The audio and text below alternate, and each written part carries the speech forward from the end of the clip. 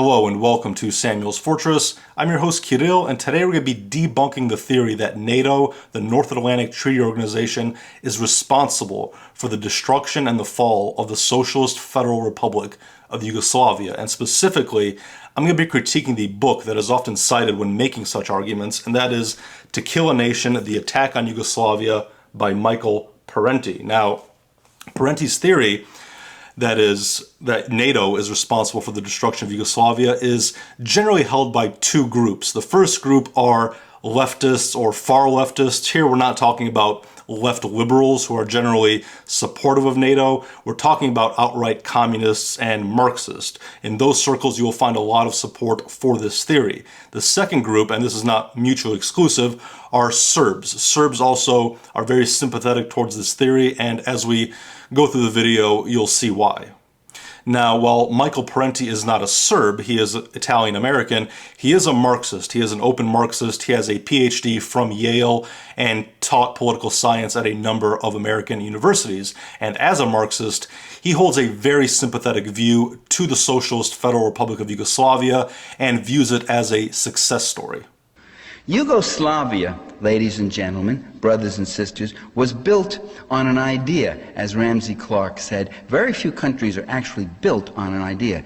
The idea was that the southern Slavs would not remain weak, divided people falling out among themselves or falling prey to some imperialist outsider. That they would join together and they would have a territory that was large enough and strong enough to become a viable nation with its own development. And sure enough, after World War II, multi-ethnic socialist Yugoslavia was a post-war industrial power, a viable nation, and an economic success. Between 1960 and 1980, it had one of the most vigorous growth rates, a decent standard of living, free medical care and education, guaranteed right to a job, 1 month free vacation with pay. Oh, when was the last time I had a month vacation? Oh, I can't remember. Affordable public transportation, housing, and utilities. Literacy rate over 90%. Life expectancy was 72 years. Most of the economy was in the public, not-for-profit sector. Now, such a country is a kind that global capitalism normally would not tolerate. Still, Yugoslavia was allowed to exist for some 45 years because it was seen as a buffer to the Soviet bloc. Now, as Parenti claimed in that clip, Yugoslavia's success was essentially at the mercy of the West. And for Parenti, the West simply means Washington, D.C. and NATO, essentially America and its European vassals or allies, however you want to look at that. And as long as Yugoslavia served the West's purpose as a buffer state to the Soviet Union, it was allowed to exist. However, after the fall of the Soviet Union, its usefulness ran out and its purpose changed. It would now be dismembered and its economy privatized for the benefit of Western capital. After the overthrow of communism throughout Eastern Europe and the former Soviet Union, the Federal Republic of Yugoslavia remained the only nation in that region that would not voluntarily discard what remained of its socialism and install an unalloyed free market system. It also proudly had no interest in joining NATO. The U.S. goal has been to transform the Federal Republic of Yugoslavia into a third world region, a cluster of weak right-wing principalities with the following characteristics. 1. Incapable of charting an independent course of self-development. 2. Natural resources completely accessible to transnational corporate exploitation, including the enormous mineral wealth in Kosovo. 3. An impoverished but literate and skilled population working at subsistence wages, a cheap labor pool that will help depress wages in Western Europe and elsewhere. 4. Dismantled petroleum, engineering, mining, fertilizer, pharmaceutical, construction, automotive, and agricultural industries so they no longer offer competition against Western producers. U.S. policymakers wanted to abolish Yugoslavia's public sector services and social programs, using the same shock therapy imposed on the former communist countries of Eastern Europe and the Soviet Union. The ultimate goal has been complete privatization and third worldization of Yugoslavia, Eastern Europe, and for that matter, every other nation. It is to replace the social wage with a neoliberal global free market, a process that would deliver greater wealth and power into the hands of those at the top. when you ask, why is U.S. in Yugoslavia? Why not? They're everywhere else. It's an empire, my friends. It's an empire. And the empire extracts the resources of the republic in order to maintain its imperialist network. And here we can see Parenti's central thesis that were it not for Western meddling, Yugoslavia would have survived. Essentially, the primary reason that Yugoslavia collapsed was due to a Western conspiracy to dismantle and destroy the Federation. So the question remains, is the US NATO forceful intervention in Yugoslavia really motivated by a concern for the various non-Serbian ethnic groups? Is it to keep the peace and stop a genocide? For more than a decade, the conflicts in the former Yugoslavia have been presented as the culmination of historically rooted ethnic and religious enmities. The fact is, there was no civil war, no widespread killings, and no ethnic cleansing until the Western powers began to inject themselves into Yugoslavia's internal affairs, financing the secessionist organizations and creating the political-economic crisis that ignited the political strife. What I'm saying to you is that there was a conscious and deliberate plan to fragment and break up Yugoslavia. So now we get to the big question of how exactly did NATO destroy Yugoslavia? And Parenti's claim is that what NATO did was it fueled ethnic hatred, which resulted in the dismemberment of socialist Yugoslavia. Parenti argues that the Yugoslav economy began to suffer as a result of what he calls IMF shock therapy, IMF standing for the International Monetary Fund. And this IMF shock therapy, according to him, consisted of the privatization of the Yugoslav economy by Western capital and the ordering of debt repayments. Now, the West, he claims, then channeled the discontent from this economic fallout into nationalist grievances. It essentially sublimated economic discontent into nationalist discontent. And through this engineered nationalist crisis, the West would divide and conquer Yugoslavia. Some people argue that nationalism, not class, has been the real motor force behind the Yugoslav conflict. This presumes that class and ethnicity are mutually exclusive. In fact, ethnic enmity can be enlisted to serve class interests, as the CIA tried to do with indigenous peoples in Indochina and Nicaragua, and more recently, in Bosnia and Kosovo. One of the great deceptions of Western policy, remarks Joan Phillips, is that those who are mainly responsible for the bloodshed in Yugoslavia, not the Serbs, Croats, or Muslims, but the Western powers, are depicted as saviors.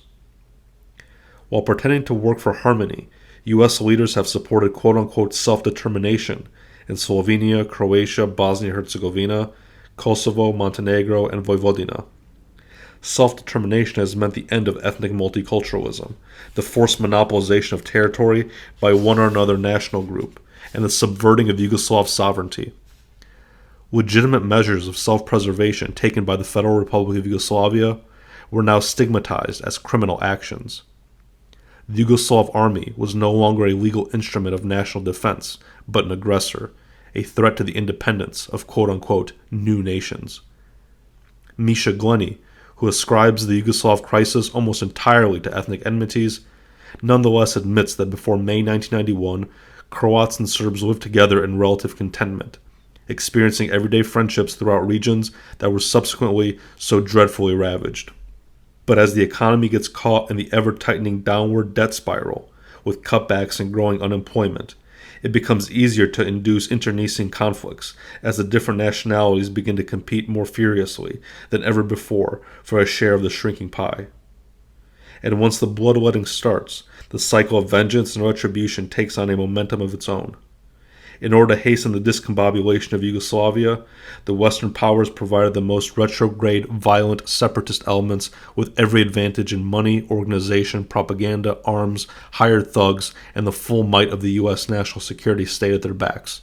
Once more, the Balkans were to be Balkanized. The ultimate goal was to break up Yugoslavia into a weak and helpless cluster of right-wing banana republics, privatized, deindustrialized. Now, to be clear here, Parenti doesn't just blame the West or NATO for Yugoslavia's destruction, but also local collaborators, quote-unquote collaborators. He primarily blames the evil reactionary Croatians who were the main instigators of this conflict. The Croats were the ones who worked with the West to secure the collapse of the Socialist Federal Republic of Yugoslavia, and these neo-fascist Croatians were installed and supported by the West specifically for that reason. In Croatia, you now have the Republic of Croatia with President Tudjman, a Nazi sympathizer who wrote a book saying the Holocaust wasn't all that bad and most of it never really happened. Tudjman, whose flag is the checkered Ustasi flag, which was the Nazi collaborators in World War II, whose army salutes with a straight-arm Nazi salute. Today, Tudjman, who suppressed the more liberal Croatian groups that wanted conciliatory policies with the Serbs. Tudjman, who presided over the forced evacuation of 600,000 Serbs from Croatia between 91 and 95. I don't see the media or the White House giving much indignant play to that one. Tudjman, who lives in obscene wealth along with his cronies, while the people of Croatia now wallow in economic misery. In Croatia, it's 5 years in prison if you criticize the president, but I don't hear Clinton talking about the need to bomb Croatia back into democracy. And along with the Croats, Parenti also demonizes the Bosniaks as fascist Western collaborators. Then there's Bosnia, where the U.S. has supported the Muslim fundamentalist Izetbegovic. Izetbegovic, who was with the Waffen-SA when he was younger in World War II. A Nazi, not a collaborator, not a sympathizer, but an active Nazi, and who today now is the president of Bosnia, and hailed as a democratic leader who wants to establish a religious Islamic republic in Bosnia.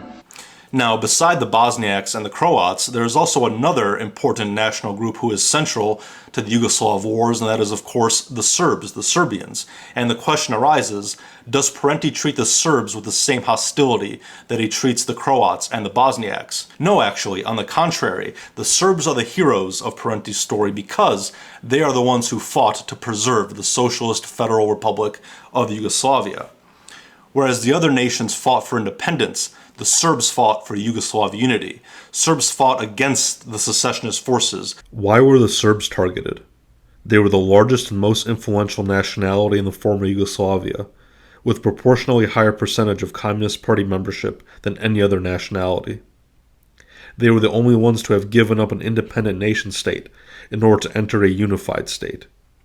Serbia and Montenegro remained the two republics most supportive of the Federation. A large portion of Montenegrins identify themselves linguistically and ethnically as Serbs. Moreover, in the 1989 U.S.-imposed elections, Serbs and Montenegrins supported the former communists over the U.S.-backed quote-unquote Democrats in their respective republics. No wonder the Serbs were targeted as the enemy, and once so designated, they had their national rights trampled upon by the West, dismissed as the only Yugoslav nationality without a legitimate interest in the fate of their country. The propaganda campaign to demonize the Serbs began early in the decade. One of the Slovene government's first acts after declaring independence in 1991 was to create a well-equipped media center that would distribute vivid reports about non-existent battles, exaggerated casualty figures, and alleged Yugoslav army, that is to say Serbian, atrocities. By depicting the brief and limited conflict in the bloodiest terms imaginable, and portraying themselves as pro-Western Democrats struggling against the Yugoslav communist aggressors, the Slovenes hoped to marshal international support for their cause. Not long after, the Croats and Muslims did the same thing by conjuring up images of a dehumanized communist Serbian threat to Europe. In essence, what Parenti is arguing here is that after the fall of the Soviet Union, during the decommunization process of Eastern Europe, the West, the United States, NATO, they sought to dismantle the Socialist Federal Republic of Yugoslavia and divide it into a series of weak republics, which would then be stripped of their natural resources and have their industries privatized and exploited by Western capitalist interests. He argues that the ethnic hatred was manufactured using the anger resulting from these economic conditions which were imposed by the West, and that the leaders of these newly formed independent republics collaborated with NATO and the West to defeat the Serbs, who were the only ones fighting against this dismemberment of Yugoslavia, and they were the only ones fighting for its preservation and its unity. Now, in my opinion, Parenti is completely wrong. He is incorrect in his analysis, and I will be using works by a person he attacks by name in his book, and that is Misha Glenny. And I'll be using two works by Misha Glenny to argue against Parenti's thesis. The first book is The Fall of Yugoslavia, the Third Balkan War, again by Misha Glenny. And the second book is The Balkans, War, Nationalism, and the Great Powers, again by Misha Glenny. Now, before we jump into Glenny's work, I first want to address Parenti's argument that the ethnic tensions we saw in late socialist Yugoslavia were quote-unquote manufactured. This is actually a very crucial aspect of Parenti's theory, because if the ethnic tensions and the animosity we saw erupt during the Yugoslav wars predate the Western involvement in Yugoslavia, then his argument holds no water, because then the fall of Yugoslavia would be a result of internal issues and not a result of external intervention. And frankly, the biggest problem with Parenti we have here is his total lack of knowledge when it comes to Balkan history. The fact is that we see ethnic tensions and animosities in Yugoslavia not just during the late socialist period in the late 80s, early 90s, but all the way back when Yugoslavia first formed after the First World War. Not socialist Yugoslavia, but the Kingdom of Yugoslavia. Well, actually, more accurately, the Kingdom of Serbs, Croats, and Slovenes, which later rebranded as the Kingdom of Yugoslavia. But nevertheless, Yugoslavia was not formed as some utopian state in which the southern Slavs came together and voluntarily formed a federation, as Parenti claims. I have videos on my channel where I document the struggle of the various ethnic groups in the Kingdom of Yugoslavia, such as the Macedonians and the Croats, to liberate themselves from that federation, from that kingdom. In fact, the ethnic tension in the Kingdom of Yugoslavia during the interwar period was so strong that it culminated in the assassination of the Serbian king of Yugoslavia, King Alexander I, by the Bulgarian assassin Vlado Chernozemski. That was a joint operation, if you will, by the Internal Macedonian Revolutionary Organization and the Croatian Ustasha. We then see that tension explode in the Second World War, where the Croatians and the Serbs engaged in some of the bloodiest atrocities of the Second World War. We see ethnic cleansing and even genocidal behavior committed by both Croatian Ustasha and Serbian Chetniks. Now, after World War II, we will see that these ethnic tensions will diminish. However, that is only because they are being suppressed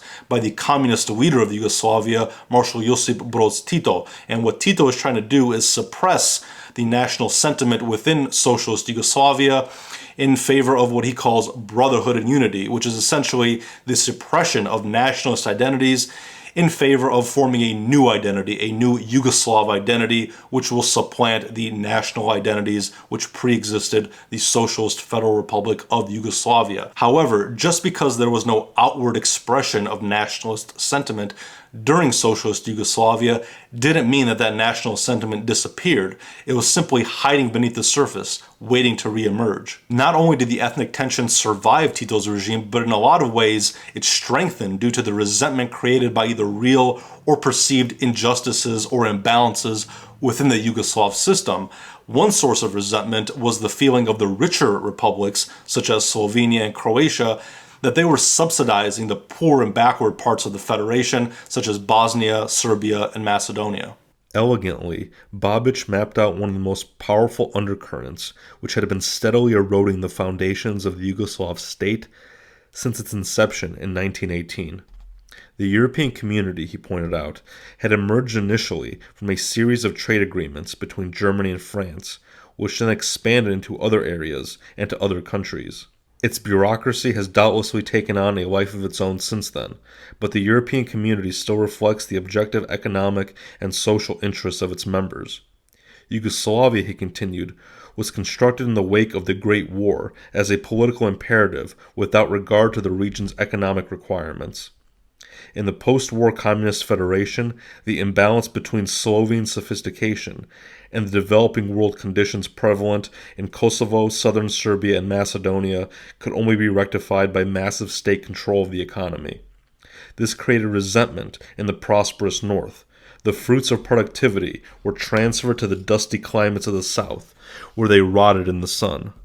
Above all, a taut mistrust grew up between Slovenia and Croatia, where a more industrious work ethic was the tradition, and Serbia, the borderland of the Ottoman Empire's corrupt economic values. Being inextricably involved with the Serbian economy, which appears to be fueled by lotus leaves, had a damaging long-term effect on the Croat and Slovene economies. When the political decay in Yugoslavia accelerated following the multi-party elections in the republics, the economic tensions ensured that this mistrust would deepen. Other sources of resentment during the Tito regime resulted from the privileges that the Serbs had as opposed to the other ethnic groups. Now, the Serbs were the largest ethnic group in Yugoslavia. They were overrepresented in the military, they were overrepresented in the public administrative bureaucracies, and they controlled the federal capital, Belgrade. And this really shouldn't be a surprise to anyone because Yugoslavia, from its inception in 1918, was a Serbian project. And despite all of Tito's actions, which kept the Serbs in check within socialist Yugoslavia, at the end of the day, the Yugoslav project as a whole benefited the Serbs. Part of the explanation lies in the high percentage of Serbs in the Communist Party, especially in Croatia. It also reflects Tito's delicate system of balance between the national groups, which was in certain respects a highly sophisticated game of divide and rule.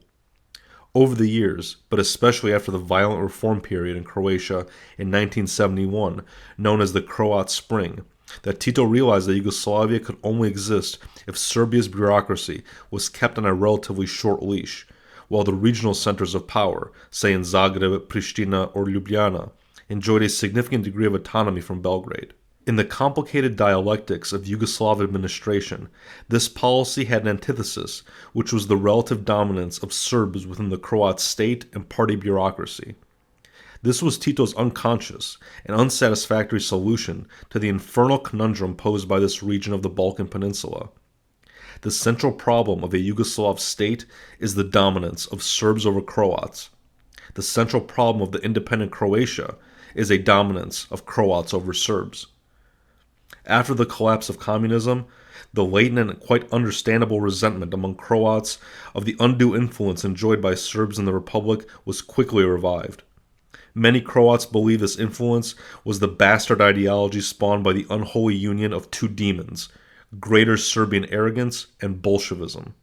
Now, with the death of Marshal Tito in 1980 and with the collapse of communism across Eastern Europe later that decade and into the early 1990s, the non-Serbian ethnic groups of socialist Yugoslavia finally saw their opportunity to ditch the Federation and to declare independence, pursuing their own destiny. The issue with this, however, was the large number of Serbs that lived outside the borders of the Socialist Republic of Serbia, namely in Croatia and in Bosnia-Herzegovina, who wanted to remain part of the Socialist Federal Republic of Yugoslavia in order to preserve Serbian unity. And this is because if Croatia and Bosnia-Herzegovina were independent, it would create borders that would divide the Serbs that were spread across the various Yugoslav republics.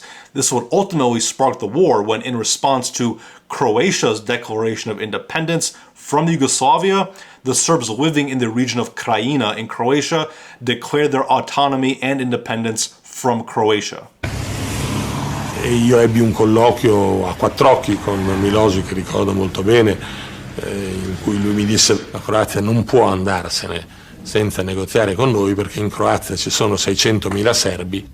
Ako mi ne osporavamo pravo nijednom narodu da izađe iz Jugoslavije, nemoguće je osporiti pravo onim narodima koji žele da ostanu u svojoj postojećoj zemlji, u Jugoslaviji, da ostanu, da žive u Jugoslaviji.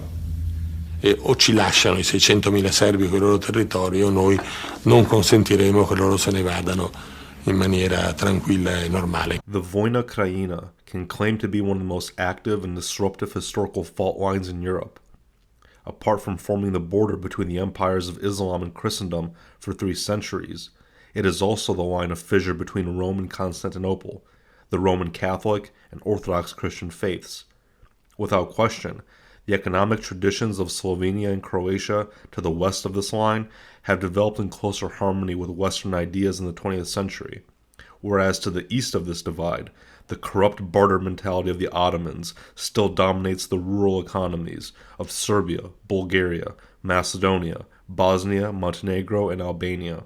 It is no coincidence that the war between Tito's partisans and the Croatian fascists, the Ustašas, one of the most bestial struggles within the myriad of conflicts of the Second World War, erupted largely along this strip of southeastern Europe. And if you want to see just how deep this ethnic resentment was between the Serbs and the Croats in particular, we can see how easily the conflict, which ended in 1945, started back up again, as if the last 45 years of quote-unquote unity never even happened at all. From the beginning of the conflict in Croatia, one question above all others has exercised minds inside and outside the country. What causes this depth of hatred, which has provoked atrocities and slaughter on such a wide scale over such a short period of time? In retrospect, it seems clear that the conflicts of the Second World War did not end with Tito. The conflict inside Yugoslavia between 1941 and 1945 assumed such bloody proportions that, were it ever to revive, it was always likely to be merciless. Even for those like myself, who have observed not merely the war, but the dense web of political intrigue which led to it, the extent or nature of the violence is beyond any framework of moral comprehension. Obviously, the conflict has been caused by complex historical and political forces. Even the rhetoric and the symbolism of World War II re-emerged, and the Serbs immediately began associating the Croatian independence movement with the rise of Croatian interwar fascism. The rural Serbs in Krajina, but also some Serbs in other parts of Croatia, were absolutely convinced that following the victory of Franjo Tudjman and his Croatian Democratic Union, the HDZ, in April 1990, the Croats were beginning to install the infrastructure of a fascist state in Croatia. The Krajina Serbs understood fascism above all to be a state system promoting virulent Croatian nationalism, and the revival of Croat national sentiment in any form was ipso facto interpreted by them as a return to fascism. The port of Split, just 40 miles from Knin, was a new center of militant Croatian nationalism, and it was in such regions, far from Zagreb's cozy Central European consciousness, that the more radical Croats started political experiments which simply confirmed the Serbs' erroneous conviction that fascism was awakening from its slumber, and therefore they must answer the call to arms. Tudjman's political inclinations were authoritarian, but not expressly undemocratic. His greatest obsession was with the creation of a state which would be identified with the Croatian people. The elections in Croatia were characterized by an excess of symbols and bunting, as they were everywhere else in Eastern Europe, as it shook off the burden of neo-Stalinist repression. In many parts of Yugoslavia, the stress on nationalist iconography was particularly intense as a central feature of the Titoist state. Indeed, the very mechanism which brought a swift end to the enmity between Serbs and Croats in 1945 had been the suppression of all national political rights: Serb, Croat, Macedonian, Albanian, Hungarian, Italian, Muslim, and Slovene alike. Individual national identity was consumed by the all-purpose Yugoslav ideal, which had enjoyed a strong appeal among many for sustained periods of the Titoist state. But having discarded their Titoist garb in 1990 in the unimpeachable name of democracy, Croats now wanted a state in their Yugoslav borders which they would call their own in every aspect. In Tudjman's eyes, that meant hanging the red and white checkered shield, the šahovnica, the core of Croatian heraldry, from every building. It meant demoting the Serbs from their status within Croatia as a majority Yugoslav nation to that of a minority nation within Croatia. It entailed pronouncing literary Croat as the only language of administration in Croatia, and dismissing the Serb Cyrillic script as well. And to be fair to the Serbs, they did have a reason to fear Croatian independence to an extent, as the Croats began to assert their dominance over their newly formed republic to the detriment of the Serbs living there. Most disturbingly, the local HDZ government had willingly, on instructions from Zagreb, begun sacking Serbs from a wide variety of jobs purely because of their nationality. The Croats argued that because Serbs in Croatia had been unfairly favored under communism, they would not have to make way for Croats. It is certainly true that Serbs had enjoyed privileges in Croatia under communism, but the solution offered by the HDZ, which was to sling out Serbs willy-nilly, was no solution at all. It merely exacerbated national tension. Contrary to the propaganda put out by Zagreb, the HDZ did not restrict these redundancies to public administration. There are documented cases of Serbs losing their jobs in tourist firms, in restaurants, in private companies, in the health service, and in education. Now here I also want to refute some of the Serbian apologetics we hear on this topic. Despite the appearance that the Serbs were only fighting for the preservation and the unity of the Socialist Federal Republic of Yugoslavia, their primary motivation was no less nationalistic than that of the Croats or any other ethnic group in Yugoslavia. In fact, some of the most fanatically nationalistic leaders of the war were Serbs fighting for the Serbian cause. Most political forces to emerge in Serbia in 1989 and 1990 were laced with a powerful nationalist toxin.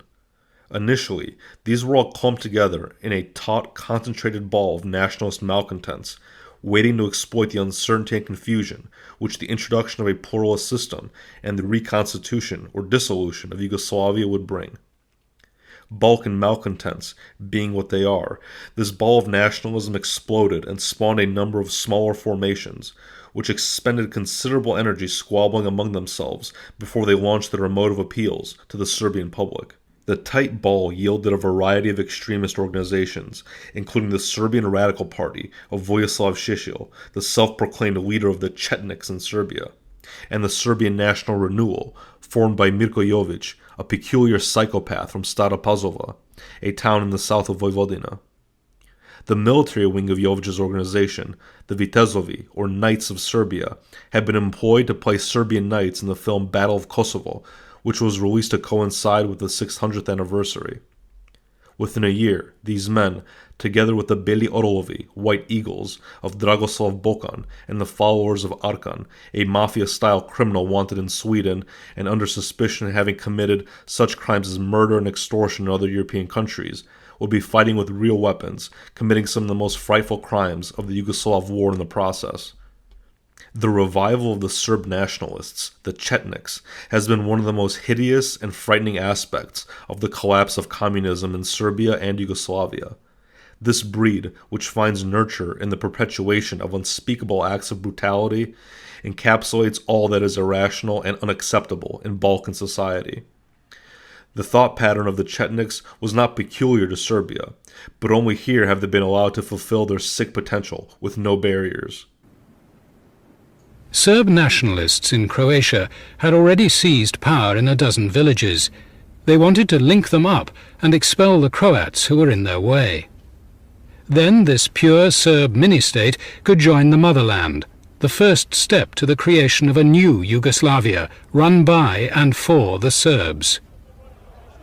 To this end, extremist allies of President Milosevic set about provoking a conflict between Serbs and Croats.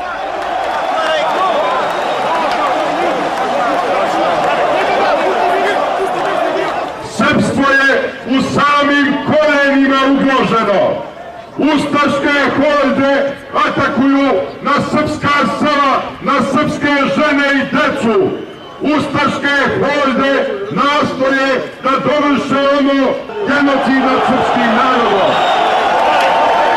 Now, one might argue that these are leaders of paramilitary forces and not the official leaders of the Republic of Serbia.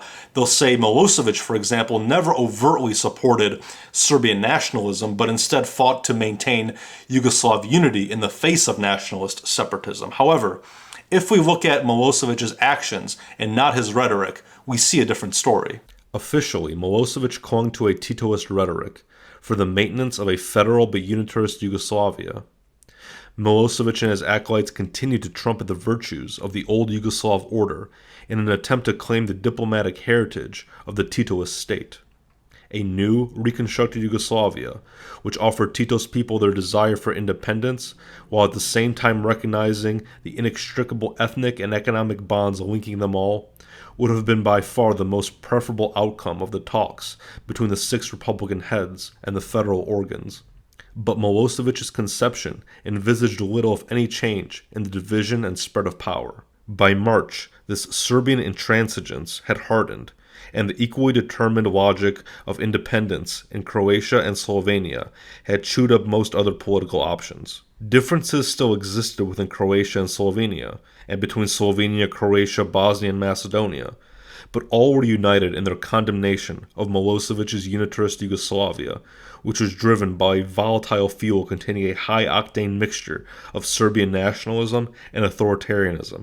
It was about this time that in Croatia, but particularly in Slovenia, the movement towards the new unitarist Yugoslavia proposed by Milosevic was given the derogatory name, Serboslavia. And if you think that Glenny's work is simply Western propaganda, let's hear directly from some of the other Serb leaders that surrounded Milosevic. Ja sam pokušao da se pitam, čekaj, ako tako idemo, šta će od otadžbine ostati? On je isforsirao i nametnuo taj pristup. Mi ćemo ga nametnuti Jugoslaviji. Vrlo brzo smo stekli to poverenje i onda nam je režim dao i kasarnu u Bubanj Potoku. Čitava jedna kasarna je bila samo za dobrovoljce Srpske radikalne stranke. I mi smo dobrovoljce okupljali u Beogradu, tu smo dobijali uniforme za njih, oružje za njih, autobuse za prebacivanje na frontove i tako dalje. So now we get to the million-dollar question in regard to the West's involvement in Yugoslavia, and that question is whether NATO injected itself into Yugoslav affairs in order to instigate the collapse of the Federation, or was NATO drawn into the conflict once it had already been started by the Yugoslavs themselves? If we look at the timeline of events, we see there was actually the Serbs and the Croats who went searching for external forces to drag into the conflict in order to secure support and resources. In contrast to most Balkan crises this century, the great powers, under their bland new title, the international community, did not cause the wars in Croatia, Bosnia, and Kosovo. Once they did intervene from 1991 onwards, however, they frequently made matters worse. Germany and Russia allowed themselves to be drawn to the conflict first, in 1990 and 1991. With their undoubted feel for Balkan history, both Tudjman and Milosevic appreciated the need for a powerful international backer. Tudjman spent much of his time traveling abroad before and after his election as president. His aim was twofold: to mobilize Croatia's diaspora, chiefly for financial reasons, and to secure the sympathy of European powers, most importantly, Germany. Milosevic chose Russia, but for ideological rather than historical reasons.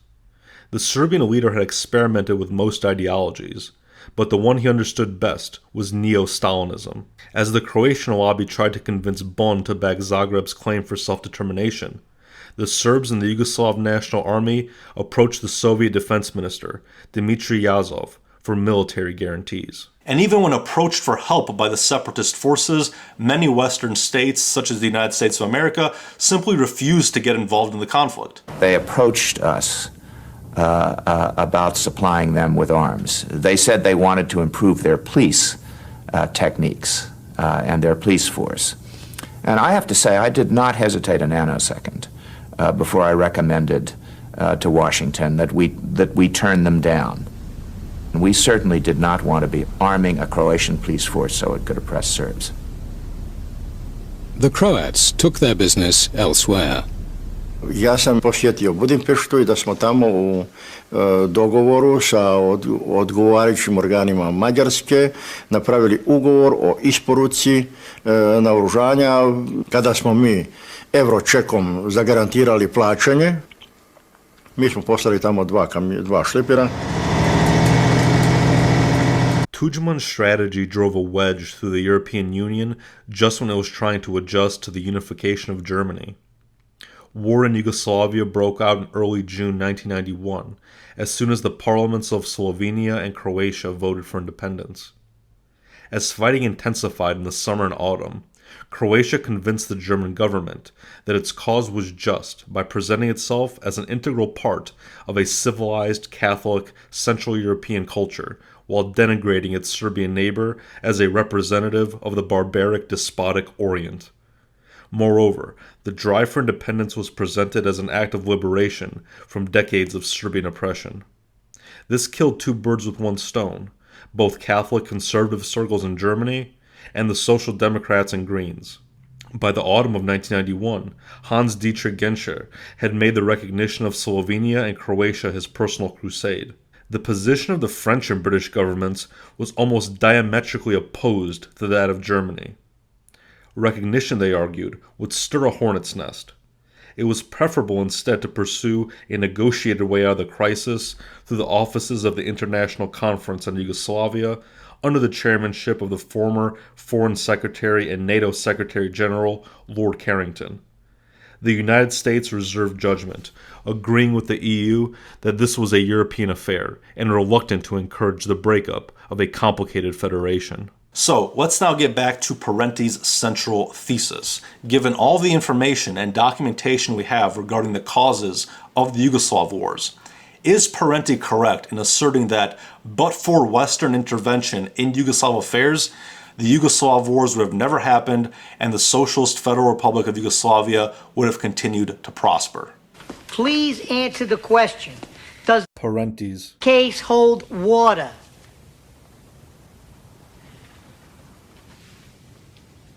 No, Parenti is wrong. Are you sure? I'm positive. Now, Parenti is wrong for two primary reasons. The first one, as I mentioned previously, is his total lack of knowledge when it comes to Balkan history. I mean, this romantic view that he puts forward of how the Southern Slavs came together voluntarily to form Yugoslavia is laughable, and his claims that prior to Western involvement in late socialist Yugoslavia, that there was no ethnic tension or ethnic animosity among the Yugoslavs is astonishingly absurd. I mean, I actually give him credit for having the courage to come forward and publish such an absurd and ridiculous assertion. Now, the second reason why Parenti is wrong is because what he's doing here is very obviously just trying to force the fall of Yugoslavia into his Marxist, anti-Western paradigm. It's very copy and paste. Everything that goes wrong in the world is the fault of the West. It doesn't matter what the history is. It doesn't matter what the facts are. Just try to force every global conflict, every global event into this cheap, lazy, paint-by-numbers analysis that is the same whether you're talking about Haiti, Nicaragua, Vietnam, Yugoslavia. The West is bad, the commies are good. Analysis done. Ultimately, the Yugoslav conflict is not nearly that simple. There really were no good guys or bad guys in that conflict. You essentially had various nations and ethnic groups which were trapped in this incoherent federation that was always destined to fail. And when it ultimately did fail, each nation tried to secure as much of their respective territory as they could by any means necessary. The real tragedy of Yugoslavia was its very formation. It was a death trap for all the unfortunate nations who found themselves within its borders. And the only positive thing that resulted from the Yugoslav wars is that the Yugoslav idea was finally put to rest. Supporters of Croatia's cause claim that the war was between Milosevic's Bolshevism and the free market democratic spirit as embodied by Franjo Tudjman. Serbs countered this by saying that the war had begun with the onset of genocide against Serbs in Croatia, which prefaced a fascist offensive in the Balkans, executed by Tudjman's Ustashas on behalf of their paymasters in Europe, the Germans. Both these theories are constructed from a series of half-truths, cemented by a low-grade mixture of myth and legend. On the field in Glina and elsewhere in Kordun and Banija, Serbs were shooting Croats and Croats were shooting Serbs. The cultural and political splits within the Serb and Croat communities had an enormous impact on the intensity of the struggle, as we shall observe later, especially in eastern Slavonia. Anyone who doubts the deeply nationalistic aspect of this war has clearly never been anywhere near the battlegrounds.